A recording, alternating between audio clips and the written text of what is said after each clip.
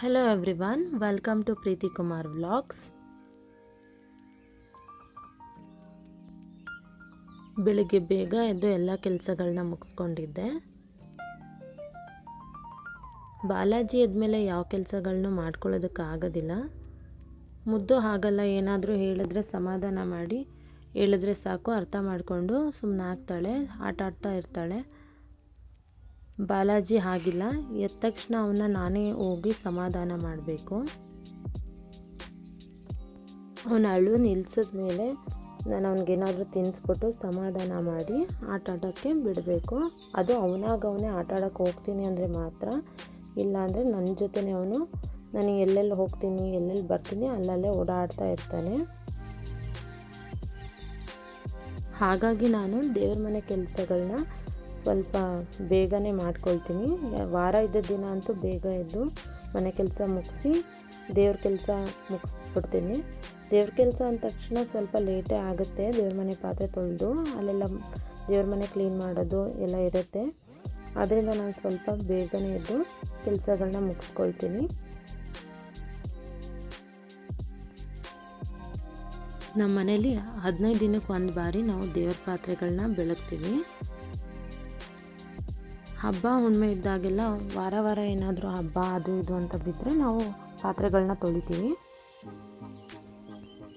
ಕಾರ್ತಿಕ್ ಸೋಮವಾರ ಮತ್ತು ಶ್ರಾವಣ ಟೈಮಲ್ಲಿ ನಾವು ಯಾವಾಗಲೂ ಸಹ ವಾರ ಪಾತ್ರೆಗಳನ್ನ ತೊಳ್ಕೊಳ್ತಾ ಇರ್ತೀವಿ, ದೇವ್ರ ಮನೆ ಪಾತ್ರೆಗಳನ್ನ. ನಾರ್ಮಲ್ ಡೇಸಲ್ಲಿ 15 ಡೇಸ್ಗೆ ಒಂದ್ಸಲಿನೇ ನಾವು ದೇವ್ರ ಮನೆ ಪಾತ್ರೆಗಳನ್ನ ತೊಳೆಯೋದು. ಹಿತ್ತಾಳೆ ಪಾತ್ರೆಗಳಿರೋದ್ರಿಂದ ನಾನು ಹುಣಸೆ ಹಣ್ಣನ್ನು ಹಾಕಿ ಫಸ್ಟು ದೇವ್ರ ಮನೆ ಪಾತ್ರೆಗಳನ್ನ ತೊಳಿತಾ ಇದ್ದೀನಿ. ಆಮೇಲೆ ಸೋಪ್ ಹಾಕಿ ನಾನು ಇನ್ನೊಂದು ಸಲ ಪಾತ್ರೆಗಳನ್ನ ಬೆಳ್ಕೊಳ್ತಿದ್ದೆ. ಸೊ ಫೈನಲಿ ಇನ್ನೇನು ಪಾತ್ರೆಗಳನ್ನ ತೊಳೆದಾಯಿತು. ಎಲ್ಲ ಕೆಲಸನೂ ಬೇಗ ಮುಗಿಸ್ಕೊಬಿಡ್ಬೋದು, ಆದರೆ ದೇವ್ರ ಮನೆ ಕೆಲಸ ಅಂದ ತಕ್ಷಣ ತುಂಬ ಲೇಟ್ ಆಗುತ್ತೆ. ಸೊ ಅಲಂಕಾರ ಅದು ಇದು ಅಂತೆಲ್ಲ ಟೈಮ್ ಹಿಡಿಯುತ್ತೆ.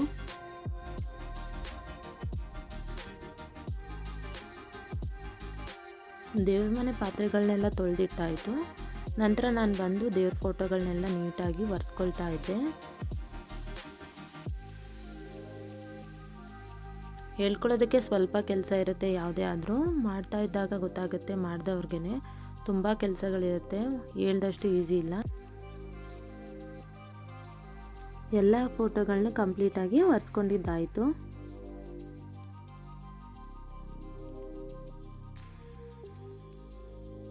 ಎಲ್ಲ ದೇವ್ರ ಫೋಟೋಗಳಿಗೂ ಅರಿಶಿನ ಮತ್ತು ಕುಂಕುಮವನ್ನು ಇಡ್ತಾ ಇದ್ದೀನಿ.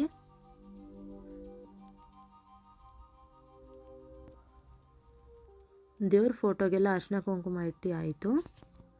ಈಗ ನಾನು ದೇವ್ರ ಪಾತ್ರೆಗಳು ಮತ್ತು ಕಳಶಕ್ಕೆಲ್ಲ ಅರಿಶಿನ ಕುಂಕುಮ ಇಟ್ಟು ಅಲಂಕಾರವನ್ನು ಮಾಡ್ತಾ ಇದ್ದೀನಿ.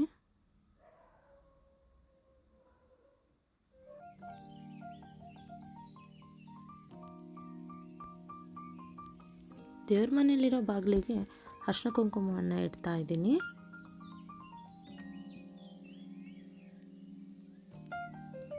ಹಾಗೆ ರಂಗೋಲಿಯನ್ನು ಸಹ ಹಾಕ್ತಾ ಇದ್ದೀನಿ. ಎಂಟ್ರೆನ್ಸ್ ಬಾಗಿಲಿಗೂ ಸಹ ರಂಗೋಲಿಯನ್ನು ಹಾಕಾಯಿತು. ಪೂಜೆ ಮಾಡಬೇಕಿತ್ತು ಅಂತ ಹೇಳಿಬಿಟ್ಟು ನೀಟಾಗಿ ರೆಡಿಯಾಗಿ ಬಂದೆ. ಬೆಳಗ್ಗೆನೇ ಸ್ನಾನ ಮಾಡಿದ್ದೆ, ತಲೆ ಎಲ್ಲ ನೀಟಾಗಿ ಬಾಚಿರಲಿಲ್ಲ. ದೇವ್ರಿಗೆ ದೀಪ ಹಚ್ಚಿ ಪೂಜೆನೂ ಆಯಿತು.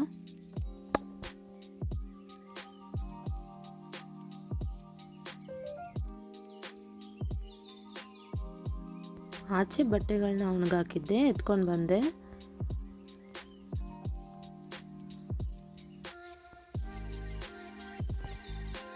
ನಮ್ಮ ಮನೇಲಿ ದಿನ ಸ್ನಾನ ಮಾಡೋದ್ರಿಂದ ಬಟ್ಟೆಗಳು ತುಂಬ ಬೀಳ್ತಾ ಇರುತ್ತೆ. ಅದರಲ್ಲೂ ಬಾಲಾಜಿ ಮತ್ತು ಮುದ್ದು ಬಟ್ಟೆ ಅಂತೂ ತುಂಬ ಜಾಸ್ತಿನೇ ಇರುತ್ತೆ. ಮರ್ಚೋಷ್ಟ್ರಲ್ಲಿ ಸಾಕಾಗೋಯ್ತು. ಮುದ್ದು ಜೊತೆ ಮಾತಾಡಿಕೊಂಡು ಬಟ್ಟೆಗಳನ್ನೆಲ್ಲ ಮಡಚಿಟ್ಟೆ.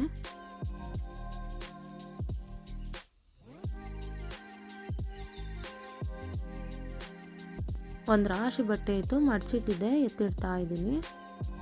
ಮಡಚಿಟ್ಟಿದ್ದ ಬಟ್ಟೆ ಅಲ್ಲದೆ ಇನ್ನೂ ಸ್ವಲ್ಪ ಬಟ್ಟೆ ಇತ್ತು, ಎಲ್ಲ ಎತ್ತಿಡ್ತಾ ಇದ್ದೆ. ಬಾಲಾಜಿ ನಾನು ಬಟ್ಟೆ ಎತ್ತಿಡ್ತೀನಿ ಅಮ್ಮ, ವಿಡಿಯೋ ಮಾಡಿ ಅಂತ ಹೇಳ್ದ. ಸೊ ವಿಡಿಯೋ ಮಾಡ್ತಾ ಇದ್ದೀನಿ.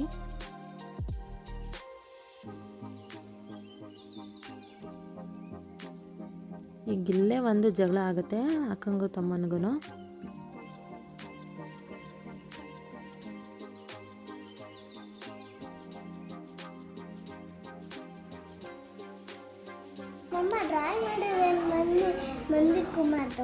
ಹೌದಾ?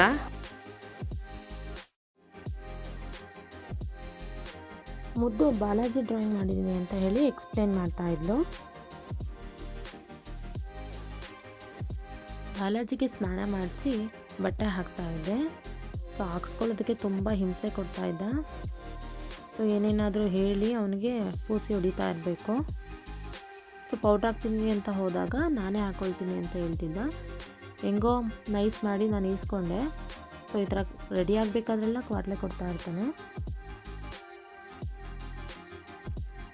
ಬಾಲಾಜಿನ ಸಂಭಾಳಿಸೋದು ತುಂಬ ಕಷ್ಟ ಅನ್ಸ್ಬಿಡುತ್ತೆ ಒಂದೊಂದ್ಸಲ.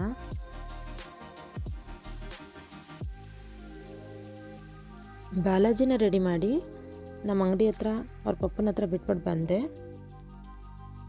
ಮುದ್ದುಗೆ ರೆಡಿ ಮಾಡೋದು ತುಂಬ ಕಷ್ಟ ಏನಿಲ್ಲ, ಹೇಳಿದ ಮಾತನ್ನೆಲ್ಲ ಕೇಳ್ತಾಳೆ. ಆದರೆ ಒಂದು ಸಲ ಅವಳು ಸಹ ಹಠ ಮಾಡೋದನ್ನ ಕಲ್ತ್ಬಿಟ್ಟಿದ್ದಾಳೆ. ಅವನ್ನ ನೋಡಿನೇ ಜಾಸ್ತಿ ಹಠ ಮಾಡ್ತಾಳೆ. ಮುದ್ದು ಕೇಳೋ ಕ್ವೆಶನ್ಗೆ ನನ್ನ ಹತ್ರ ಅಂತೂ ಆನ್ಸರ್ ಇಲ್ಲ, ಏನೇನೋ ಕ್ವೆಶನ್ಸ್ ಕೇಳ್ತಾಳೆ. ಒಂದು ಸಲ ಅನಿಸುತ್ತೆ ಎಷ್ಟು ಬೇಗ ದೊಡ್ಡವಳಾಗ್ತಿದ್ದಾಳೆ ಅಂತ. ಅವಳ ಕ್ವೆಶನ್ಸ್ಗೆ ಆನ್ಸರೇ ಇಲ್ಲ, ಹಾಗೆ ಒಂದು ಎಕ್ಸ್ಪ್ರೆಷನ್ಸ್ನೂ ಕೊಡ್ತಾಳೆ. ಸೊ ಗಮನಿಸಿ ನೋಡಿ.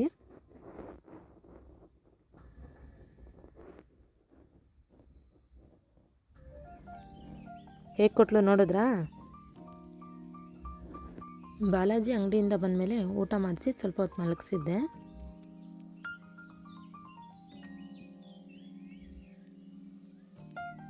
ನಾನು ಆಚೆ ಬಂದು ಕೂತ್ಕೊಂಡು ಮುದ್ದು ಜೊತೆ ಮಾತಾಡ್ತಾ ಕೂತಿದ್ದೆ. ಸ್ವಲ್ಪ ಟೈಮ್ ಸ್ಪೆಂಡ್ ಮಾಡ್ಕೊಂಡು ಹೋದೆ. ಮುದ್ದು ಅವ್ರ ಅತ್ತೆ ಮಗ ಚಿಂಟು ಜೊತೆ ಆಟ ಆಡ್ತಾ ಇದ್ಲು. ಊರಿಂದ ಬಂದಿದ್ದ. ಅಕ್ಕಪಕ್ಕ ಯಾರೂ ಇಲ್ಲದೆ ಇರೋ ಕಾರಣ ಮಕ್ಕಳುಗಳು, ನನ್ನ ಮಗಳು ಅವ್ರ ಅತ್ತೆ ಮಕ್ಕಳು ಬಂದಾಗ ಅವ್ರ ಜೊತೆ ಆಟ ಆಡ್ಕೊಂಡು ಟೈಮ್ ಸ್ಪೆಂಡ್ ಮಾಡ್ತಾಳೆ.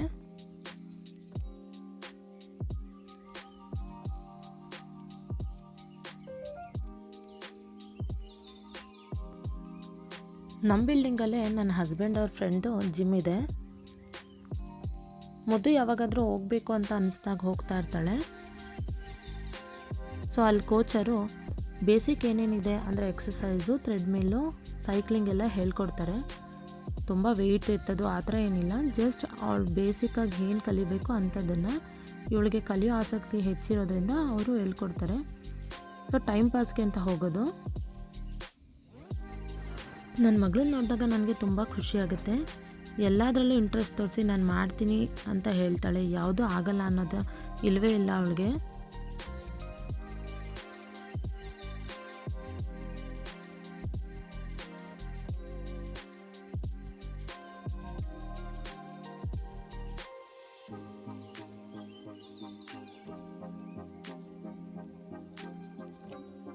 ಬಾಲಾಜಿನೂ ಹೋಗಿದ್ದ ಜಿಮ್ಗೆ, ಥ್ರೆಡ್ಮಿಲ್ ಮಾಡ್ತಾ ಇದ್ದಾನೆ. ಕಡಲೆಕಾಳು ಸಾಂಬಾರು ಮಾಡೋದಕ್ಕೆ ಮೊಳಕೆ ಬಂದಿರೋಂಥ ಕಡಲೆಕಾಳನ್ನ ತೊಗೊಂಡಿದ್ದೀನಿ. ಮಸಾಲೆಗೆ ಚಕ್ಕೆ, ಲವಂಗ, ಹಸಿ ಶುಂಠಿ, ಬೆಳ್ಳುಳ್ಳಿ, ಈರುಳ್ಳಿ, ಟೊಮ್ಯಾಟೊ, 2 ಸ್ಪೂನ್ ಖಾರದ ಪುಡಿ, ಒಂದು ಕಾಯಲ್ಲಿ ಅರ್ಧ ಹೋಳಿನಷ್ಟು ಕಾಯಿಯನ್ನು ತೊಗೊಂಡಿದ್ದೀನಿ. ರುಬ್ಕೊಂಡು ಬರೋಣ. ಈ ಕನ್ಸಿಸ್ಟೆನ್ಸಿಯಲ್ಲಿ ರುಬ್ಕೋಬೇಕು. ಸ್ಟವ್ನ ಆನ್ ಮಾಡಿಕೊಂಡು ಒಂದು ಕುಕ್ಕರ್ ಇಡ್ತಾಯಿದ್ದೀನಿ. ಸ್ವಲ್ಪ ಎಣ್ಣೆ ಹಾಕಿ, ಎಣ್ಣೆ ಕಾದ್ಮೇಲೆ ಈರುಳ್ಳಿಯನ್ನು ಹಾಕಿ ಫ್ರೈ ಮಾಡ್ತಾಯಿದ್ದೀನಿ.